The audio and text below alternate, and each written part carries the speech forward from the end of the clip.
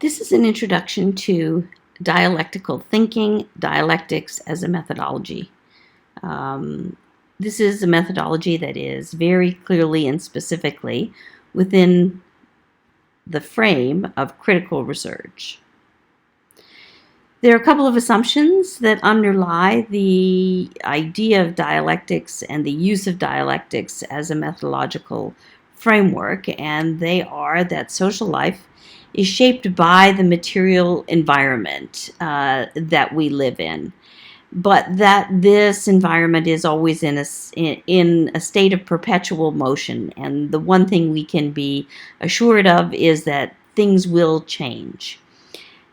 Within this social life, within this material environment, everything is interconnected.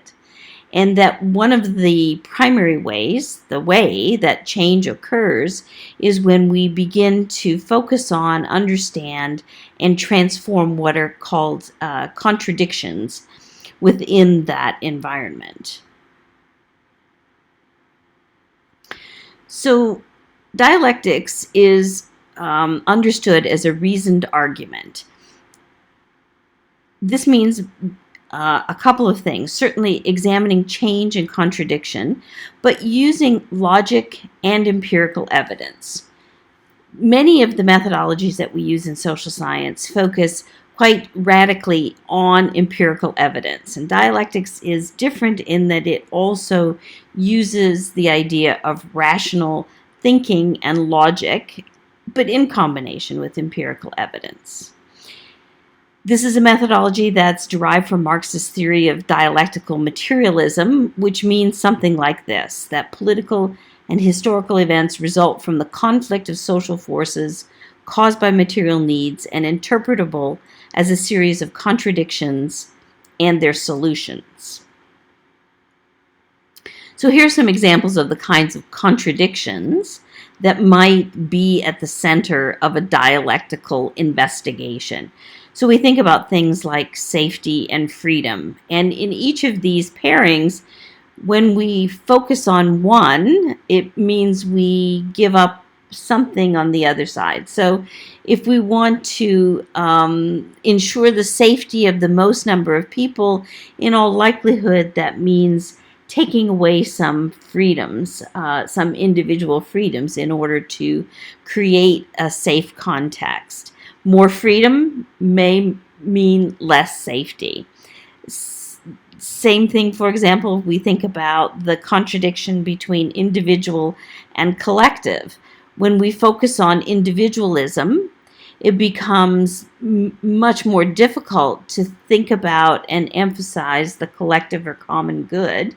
And when we focus on the collective, we must necessarily give up some individualism if we privilege and think about the collective. So these are examples of big contradictions, ones that are extant in the social world, in the experience that we have as human beings. And these are at the heart of what we do when we do dialectics, is we look for core contradictions.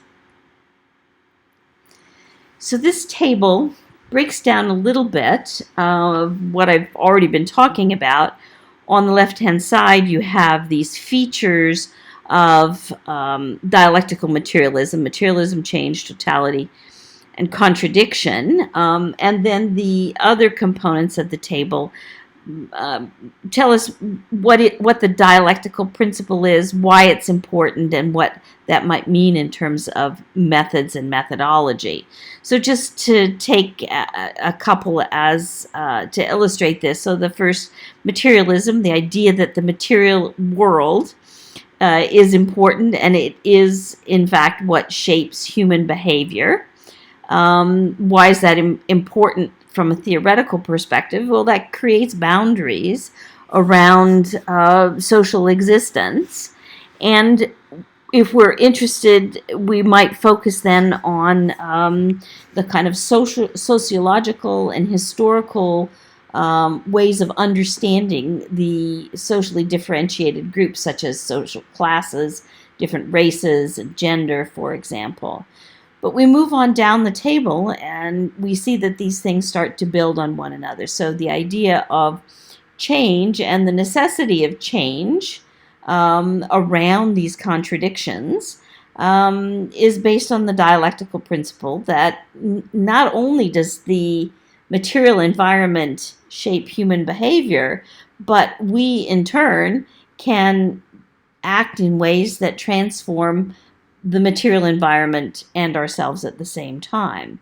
So human beings have agency, that we have the capability to reflect on and think about the material world that we're in, and in so doing, we can in fact change it. So I won't go through all of the table. You can take a moment to read through it, but it gives you a sense of what the basic principles are and how they might be different foci depending on what your research questions are. So if you're interested in learning more about dialectics as a methodological approach, Bertel Ohlmann's work is an excellent place to start, and this is a link to his website. Ohlmann is a Marxist philosopher at New York University. His website is rich. All of his work is available freely for you to read, and it is a key and core place to begin. One of the things that Ohlmann has created is something that he calls the dance of the dialectics, and this gives a good sense of what the process, the procedure might look like when we do dialectics. So he has these 4 steps, and you can dance them. You can do that if you want, but just I'll talk through them. Step 1 is really an analysis of what's happening in the present, and we try and see what's happening now. What are the contradictions that are occurring? And we look at what's occurring from multiple perspectives. So you can see in the dance, you go to the left, you go to the right, you get different perspectives. But what's important to do in step 2 is to historicize what's happening now. And that requires us to step back in the dance and say, where is it that this comes from? So everything comes from something. Nothing comes from nothing. And so we look for the preconditions for what is currently the case. So that's step 2, historicizing. And then step 3, and here's the place where the idea of logic is very important. So we try to we envision what might be a way through the contradictions, what kinds of changes might actually overcome or mediate or change the contradictions in some way. So we're really, it's in some senses a thought experiment. We're looking into the future, and then step 4, we are of course back in the present, but we've understood the contradictions within the material environment, and we can begin to think about what it is that we have to do in a pragmatic sense in order to move forward, to seek the kind of social change that is at the root of any kind of methodology within a critical research theoretical perspective. And so there you have dialectics.